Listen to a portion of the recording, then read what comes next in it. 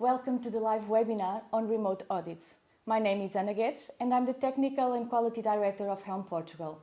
This webinar is a result of a partnership between Helm and Allpharma, and therefore I have here with me two of the most experienced auditors of Allpharma, André Luz and José Gomes.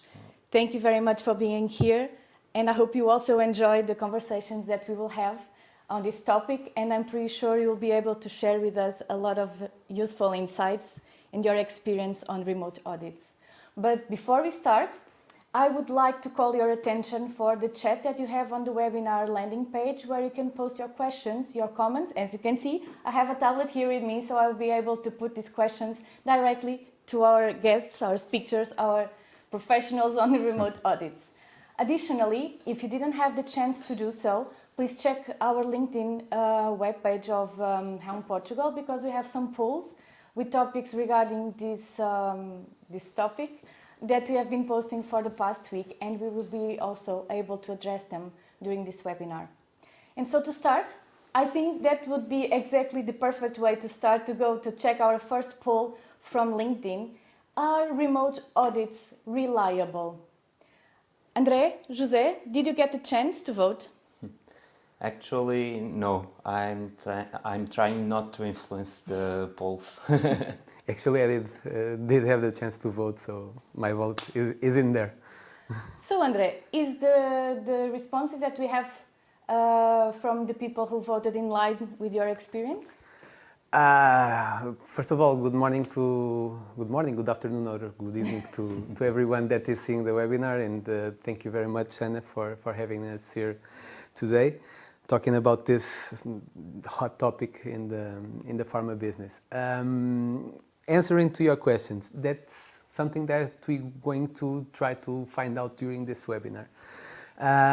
If are the remote audits here to stay or not? So basically, we can talk a little bit about what is the paradigm nowadays for remote audits. Since the COVID and this pandemic outburst and the travel restrictions that happened, this became impossible to do the presential audits. So basically, what happened is that the customers, the companies that buy the products to their suppliers, still have to ensure that the compliance level of their suppliers is still good, still acceptable to their parameters. So the presential audits were the preferential tool to do this, but with these travel restrictions, then some other ways have to come forward in order to keep them qualified. In these tools that came up during this COVID situation, the remote audits are the most used one. Before this pandemic, remote audits were seen as not as a very robust tool in face of the presential audits, but nowadays they have become more and more important in this topic. So the main challenge here is how can we pick up this process, this remote process, and turn it into something more reliable and close to what we have with presential audits. So that's the big challenge that we have to face during this time. Okay, well, we have been talking a lot about audits and remote audits on the past, I would say, year. Yeah, and we hear a lot of different ways to mention these audits: remote audits, offsite audits, desktop audits, paper audits. At least these are the ones that come to my mind at this moment. Are there any differences between them, or it's just the same way to say one thing? That in fact is a good question. There is a lot of mix-up information about paper audits, desktop audits, remote audits, but basically the main difference is that paper audits and desktop audits are audits that are only made through the documentation. Basically, you have the auditor request the documentation to the auditee sends the documentation, the auditor makes this assessment and makes a report of it. The remote audits are more than this. Let's say you have this part also, but you have the part where you connect with the auditor by the platforms, the digital platforms that we have. So there is a video conference, there is some space for the auditor to interview the auditee and pose questions, clarify doubts, and see other documents that most of the times do not come with the initial package.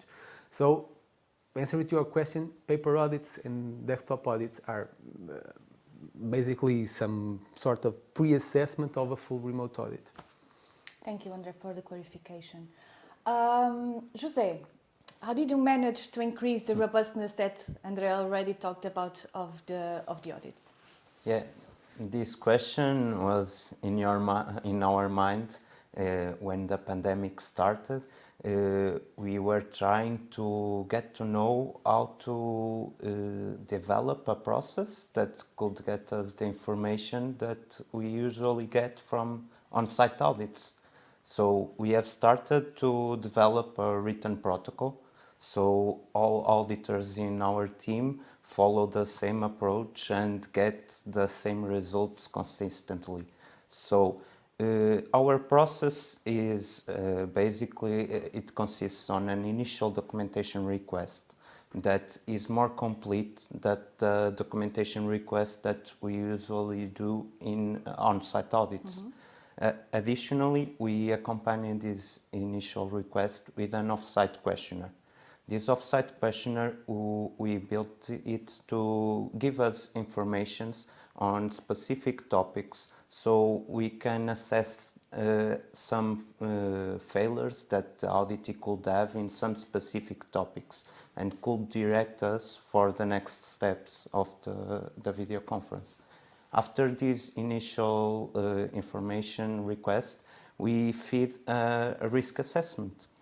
This risk assessment is based on the information collected and the time that we will have to perform the video conference. And then we decide if we should advance to a second documentation request or if we have enough information to proceed to the video conference. If we choose to advance to the second documentation request, we usually try to make a more complete documentation request, but directed to the possible failures that the auditee could have. And then we perform the final video conference. But all along the process, I think here the key is flexibility by both parties.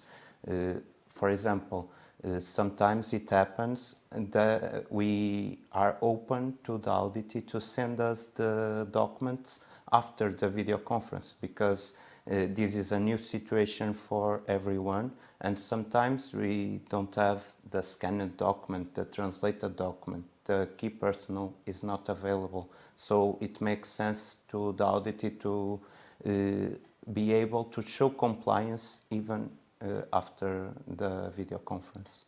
Thank you, José. So a well-thought plan with several steps in order to ensure the robustness of the process. Thank you very much for your answer.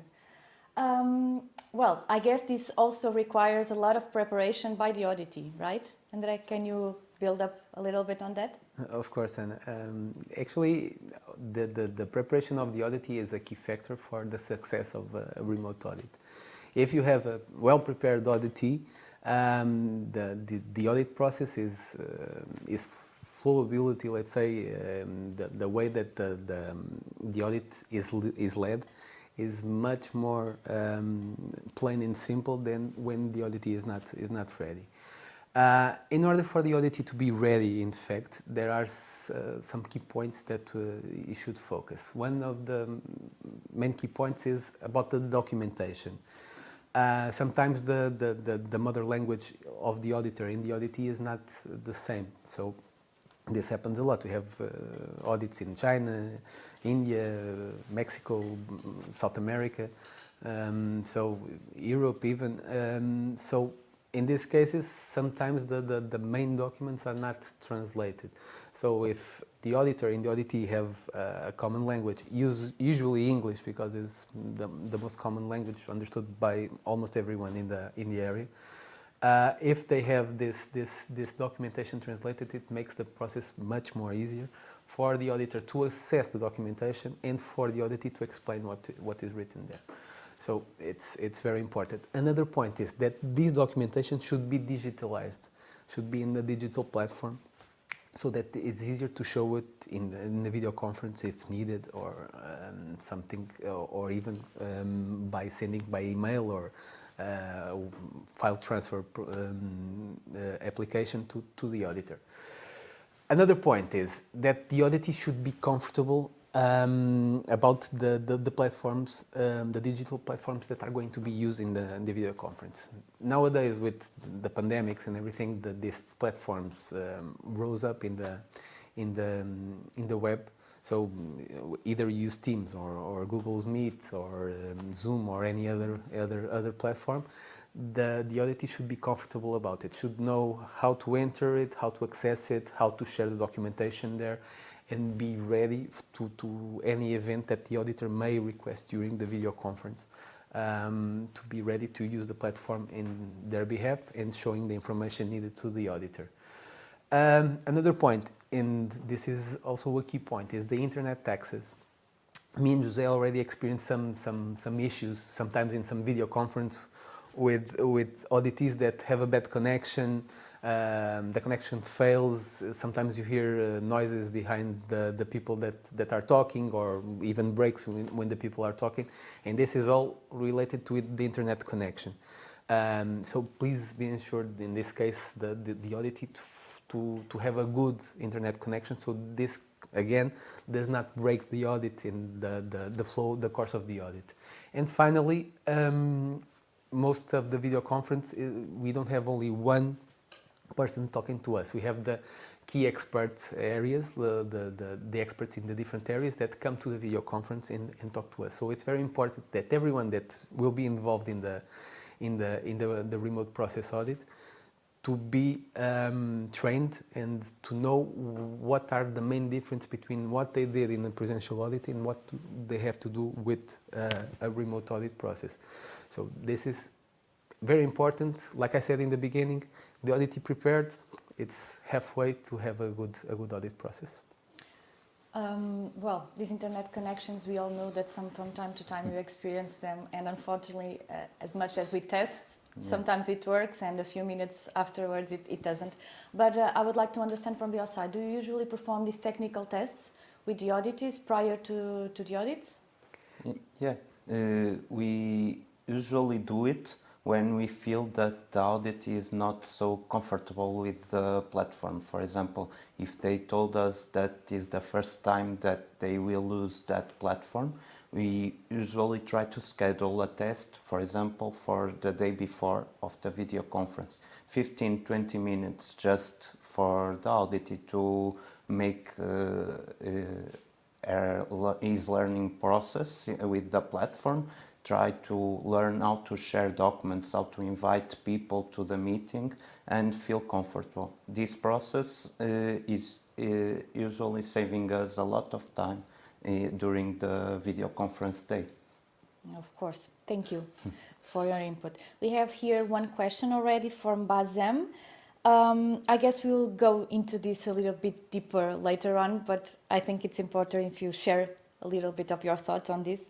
Is the remote audit accepted in the initial evaluation of new supplier, or it should be used for re-evaluation only? That depends on the process. Let's say if you have a new supplier during a pandemic situation and you have to use it, the remote audit is the only option that you have. So you could use it and be accepted by the authorities as a part of a full risk assessment with the remote audit included. But obviously, let's say in the future, when everything, the travel ban and the travel restrictions go away, the presential audit will always be needed in this case. Even the authorities say, okay, you can do the remote audits, you can do this pre-assessment in the beginning, but when you should do a presential audit. So my answer is yes, but with some restrictions and always in the risk-based assessment. And I guess it depends when we are talking about. One thing is the reality that we have nowadays. Exactly, precisely. Thank you. Jose, for sure you already had some difficulties during the audits. How did you overcome them? We try to provide the tools for the auditees to be prepared. Some auditees are most prepared than others, and our work, our job is very easier. Is so much easier if the auditee is prepared.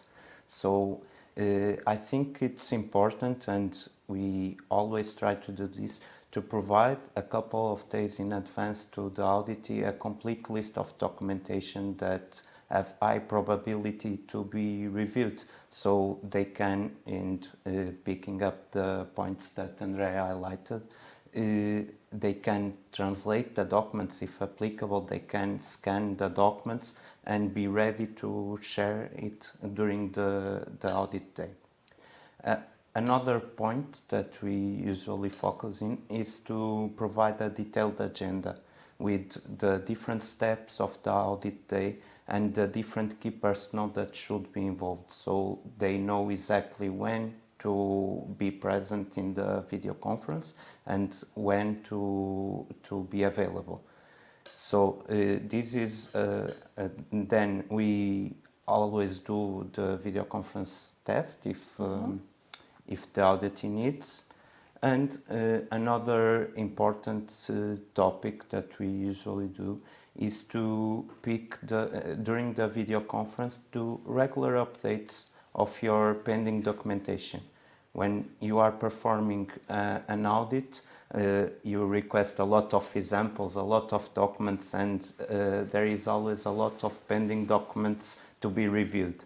If you are doing regular updates during the day, this allows the auditee not to forget those documents, and then they will be able to provide you the documents in the due time. Thank you, José. From my experience, I have to say that's a tricky part, right? So you ask for a lot of things that probably they are not able to provide you immediately because of all the constraints that we are facing nowadays. So it's good to keep track of everything. Otherwise, we will end up with half the documentation. Thank you very much.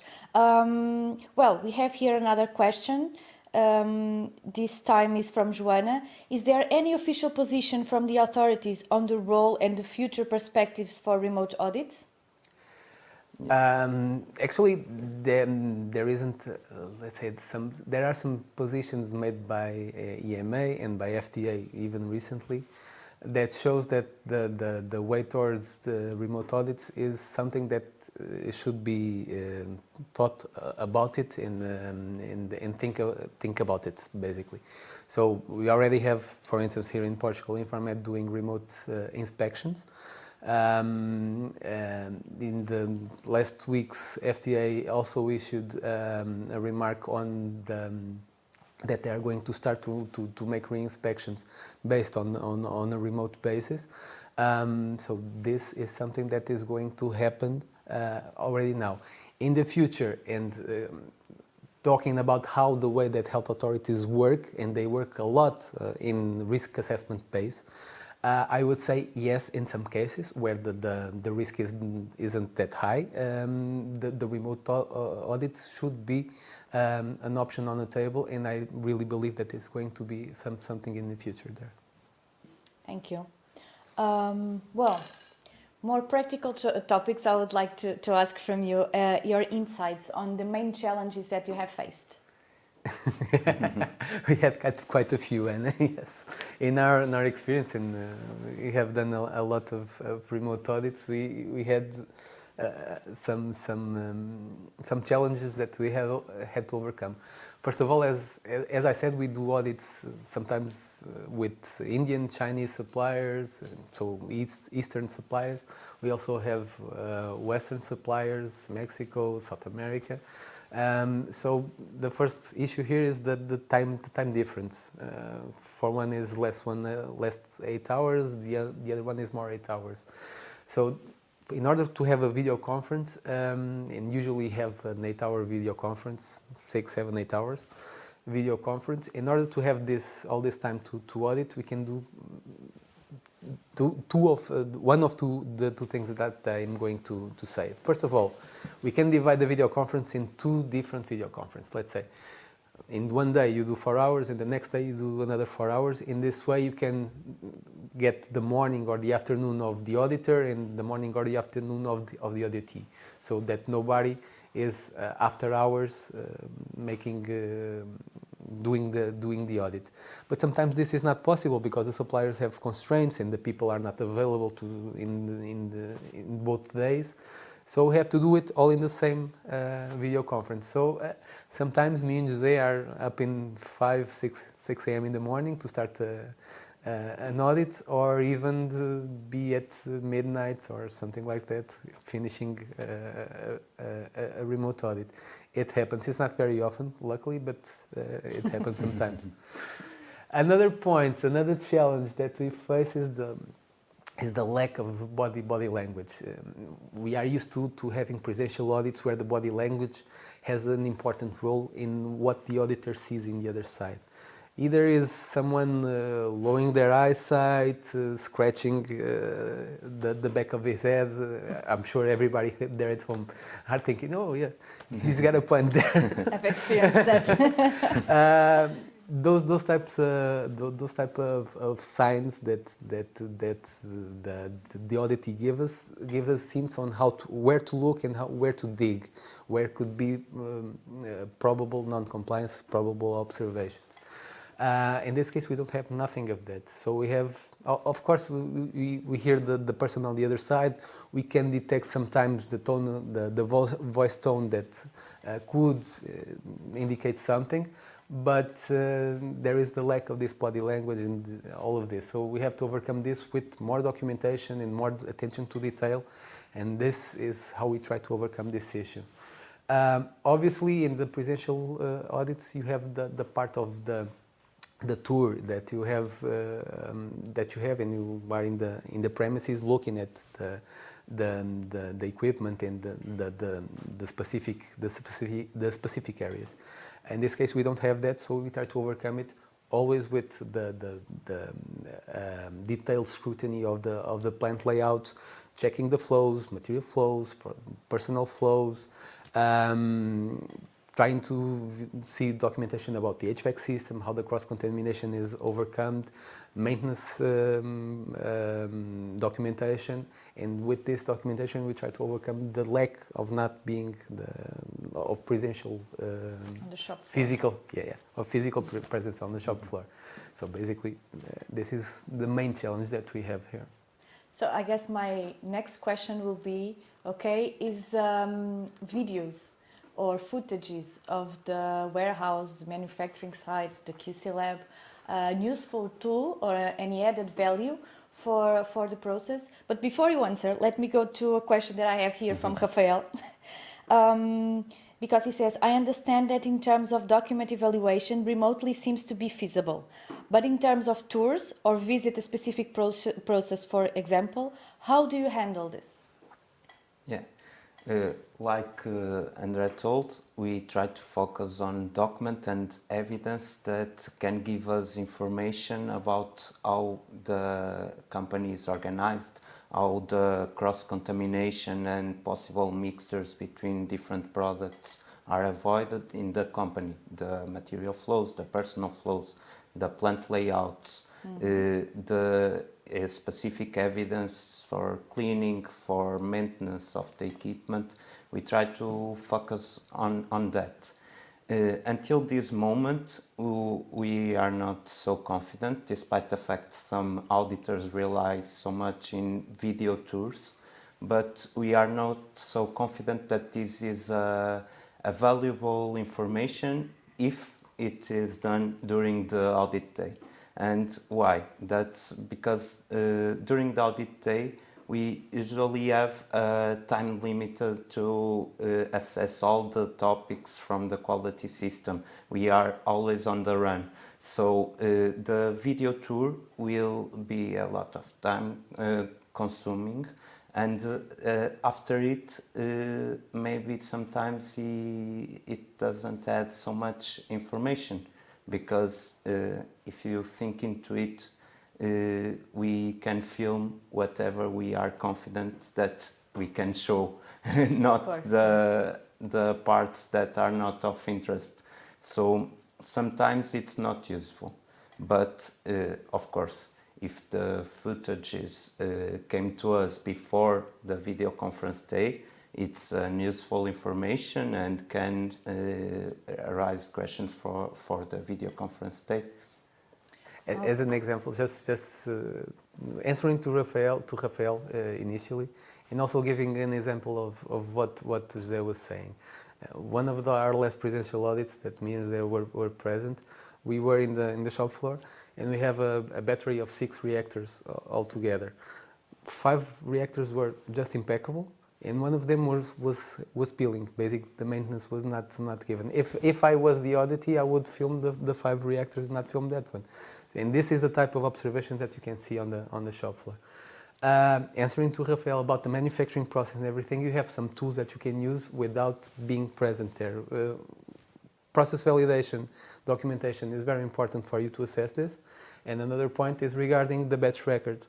And the batch records, you can see a lot from the processing that the eye doesn't see it. So you can have a proper assessment and knowing about the flow of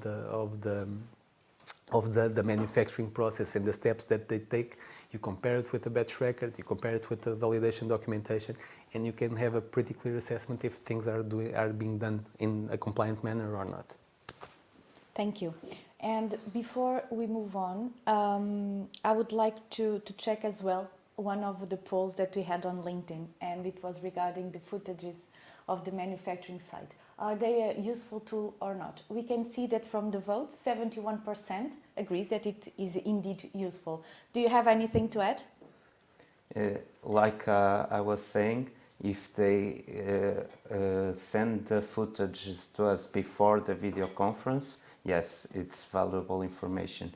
If the footages or the plant tours are done within the video conference time, sometimes we have to, and always on a risk-based approach, on the quantity of information that we have left to review to decide, and sometimes it's not so valuable.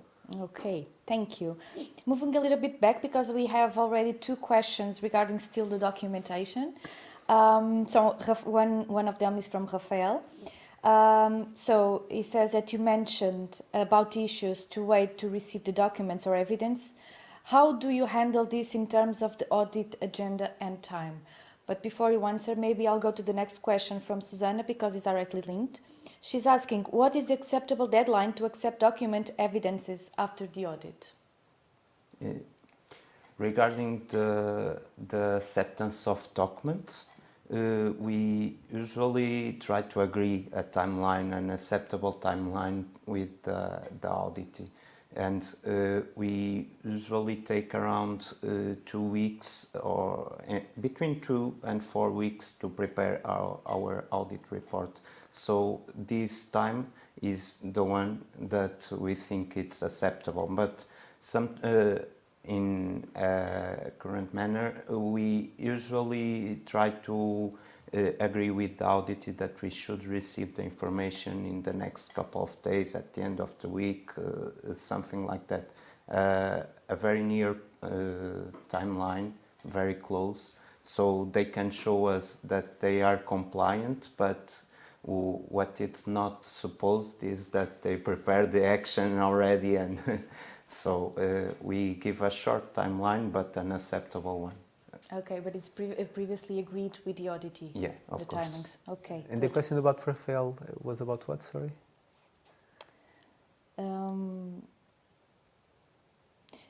He says that he understands the term document evaluation remotely, and it seems, oh no, sorry, that was the other one. How do you handle in terms of the audit agenda and time?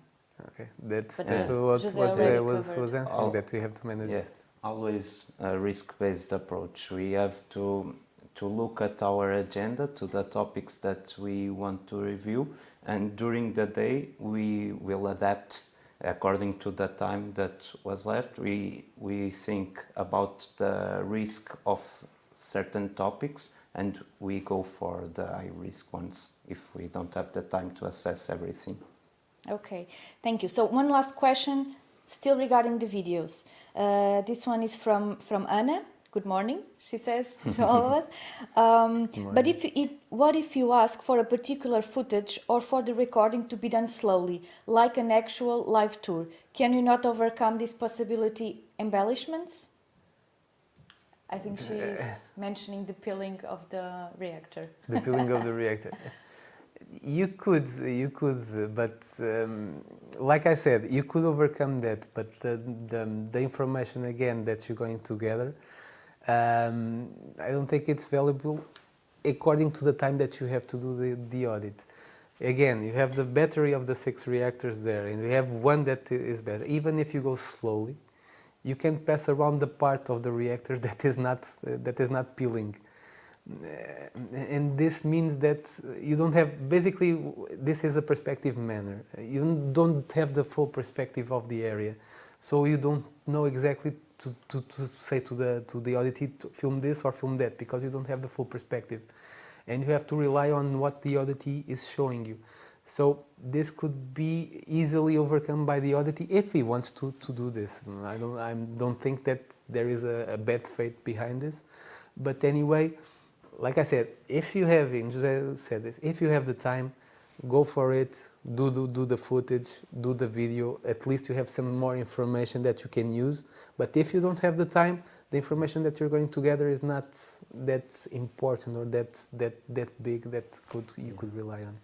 I think, and to complement what Andre was saying, the time is key here. It's key here, If we have a 2-day audit, maybe we can consider to have the video tour or to check the footage during the video conference.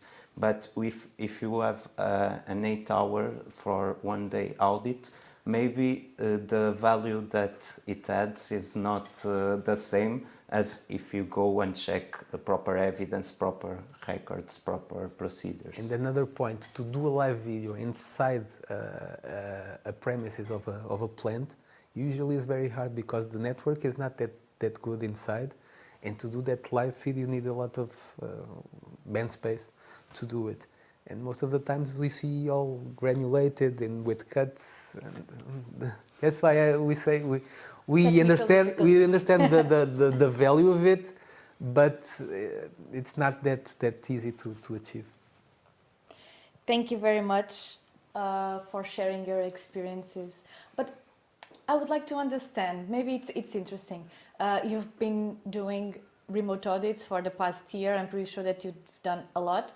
For how many did you get the chance to see this footage? In my personal experience, only 2 times I had the experience to do that footage. And one was an audit that at least was for 5 days. It began on Monday, it ended on Friday. So I had a lot of time to check this. And the other one, they gave me the footage, like a presented footage of the plant beforehand the video conference. Thank you very much. So, Andre, probably we'll continue with you. So are remote audits less reliable? Less reliable than presential ones. Let's say the remote audits cannot replace entirely a presential audit, and that we have this said. But when remote audits are well prepared by the auditor and the auditee, the process becomes much more robust. So it's easier, much more easier for the process to become almost equivalent as a presential audit. Always this remote audit, this interpretation of the remote audit has to be approached in the risk-based analysis, in a risk-based assessment on every audit. As a matter of fact, we brought some graphics with the relationship between the observations between remote audits and presential audits. And in fact, the difference is not that big. There is not such a big difference between both of them as it was supposed to imagine. In this first graphic that we have here, we have on the left side of the screen the finished formed audits to the finished formed doses, and on the left part of the screen we have the APIs. The yellow bar there is regarding the presential audits, and the gray bar is regarding the remote audits. As you can see, we don't have any critical observations in neither of them, but on the major observations, the minor observations and the recommendations, the difference is not that high between what we see in the remote audit and what we see in the presential audit. And if you go further in the next graphic that we have here, we can see that the observations by department have actually some curious results. As expected, the remote audit, the presential audits are much more effective when we're talking about the part of the premises and the equipment. Also, when we're talking about the production, the storage and the distribution, as you can see from the finished forms, with the red bars being the on-site audits, the presential audits, and the gray bars being the remote audits, we can see that these two areas have the effectiveness of the presential audits is bigger. However, when we come to documentation and we come to qualification and validation, especially in the APIs, we notice that the remote audits are much more effective. They have more observations in this part. And this means that the attention to detail, the attention to the documentation that is given in a remote audit is higher than what is given during a presential one. As for the other parts, as you can see, are almost equivalent. We're talking about quality systems, we're talking about the personnel, we're talking about the quality control. So basically, you have these parts leveled. So in theory, they almost complement each other. Thank you, André. So, what is the future for remote audits? Are they really here to stay? José, what is your opinion? In a simple manner, I would say yes, they are here to stay. When we look to compare the remote audits to the on-site audits, they have some clear disadvantages. But they have also some advantages that we can focus on, like, for example, the remote audits allow us to do a cost-effective supplier qualification, because you don't have to travel to have all the logistic costs, and even regarding time for the auditor. They don't lose time in these logistics. So they have some advantages.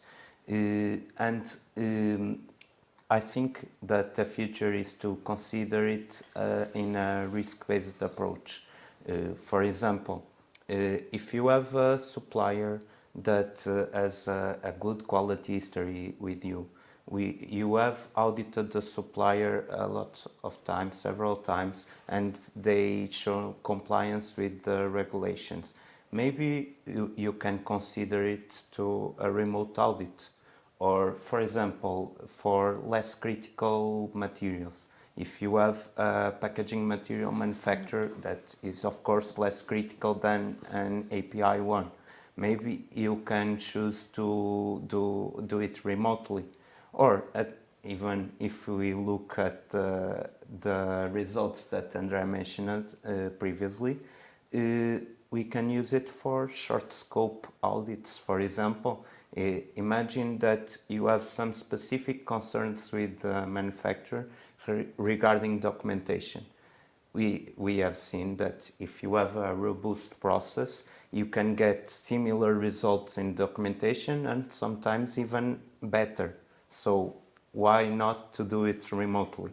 So in conclusion, I think remote audits are not here to replace on-site audits, but they will be a good tool to complement the on-site audits and for companies to have a cost-effective supplier qualification process. Yeah, and for sure, just to back up what José was saying, this new paradigm of everybody working online and doing their jobs from their homes, doing remotely. This had a huge impact in all business, and this is one of them. And for sure, this is going to back up more the importance of remote audits in the future. Do you think we are looking forward to a healthy mix between remote and on-site audits? I do believe, as José, in the answer José gave, it said all about it. I think it is the future of the audits and the qualification of suppliers. It will pass a lot through this. Thank you. We have here one last question. From Katerina. Are remote audits valid for 3 years as the presential ones? This is a tricky question, but it all depends on, once again, our risk-based approach. We at Pharma, at the moment, we are suggesting to, if we have a remote audit with, in which the audit is shown perfect compliance with the regulations and everything, not more than 24 months, 2 years of validity for this kind of audits. But once again, if we have a supplier that have shown good compliance over the years and good results in past audits, why not to have this kind of validity? Everything depends on the history, the information that we have from the supplier, and the risk assessment that we make, and the parameters that we want to value the most in a supplier. And again, what José is saying is backed up by EMA. They said in cases where you cannot do the presential audit, or that you have some kind of constraint, or the remote audits are a possible way to get around it, always based on risk that you may have there. Also, recently the FDA gave some timelines about this period. They gave a 12-month period, but okay, this will always depend on health authority to health authority and how is it approached. But again, if you have done a remote audit and the remote audit is reliable, this could be transported to a risk base in your company, and you can explain to the inspector, okay, we don't have a presential audit, but in face of what we have here, we are fully confident that the supplier can give us this assurance of quality on their product. Thank you very much, André. Thank you very much, José, for your time, for sharing with us your experiences and also your perspectives, because it is not clear what the future waits. Yeah. So it is very, very interesting to be able to have this conversation. It was a pleasure, I must say. And although it is still not clear the exact role and framework for remote audits, they have earned their place. That is clear.